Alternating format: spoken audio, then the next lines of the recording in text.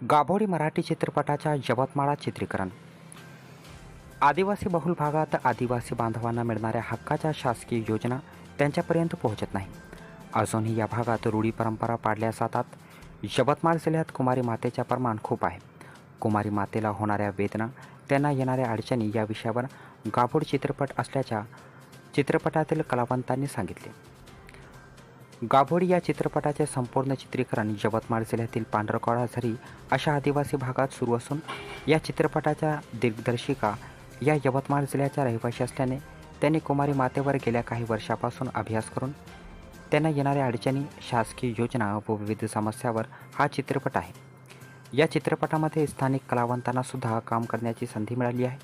गावातील तरुणींना कशाप्रकारे मातृत्व लादले जाते, कुमारी मातांना येणाऱ्या अडचणी, त्यांच्या व्यथा यावर गाभोडी चित्रपट असल्याच्या दिग्दर्शकांनी सांगितले आहे. खरं तर हा भारत बराच पुढारलेला झालेला आहे. भारतातल्या बऱ्याच संस्कृतींपासून आपण आता खूप काही शिकून एका वेगळ्या वळणावर असताना, आधुनिकतेकडे असताना सुद्धा जो पुरुष प्रधान संस्कृतीचा बडगा आहे ना, तो अजूनही स्त्रियांना छळतो आहे. आणि या सगळ्या प्रश्नांना जवळपास शहरातील स्त्रिया तोंड देत आहे.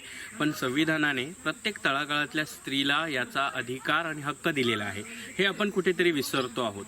आणि म्हणूनच जंगल झाडे असतील आणि तिथे लांब लांबपर्यंत पाडे पोडे तांडे असतील, इथल्या महिलांना अजूनही या सगळ्या संदर्भातल्या कायद्यांबद्दल माहिती नाही आहे. आणि तशाच कुठेतरी महिला अत्याचारित राहत आहेत, त्यांच्याकडे दुर्लक्ष होतं आहे. आणि संविधानिक अधिकार असूनही, त्या स्त्रिया असूनही आपण फक्त जेंडर इक्वॅलिटीच्या गोष्टी करत असताना कुठेतरी स्त्रियांवर अन्याय होतो आहे.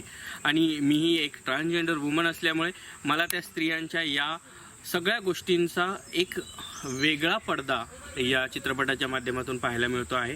आणि म्हणूनच की काय, यामध्ये स्त्रीप्रधान ज्या काही गोष्टी आहेत त्या पडद्याच्या समोर आणून लोकांना दाखवण्याची या चित्रपटातून एक केविलवाणी प्रयत्नाची पराकाष्ठा केलेली आहे.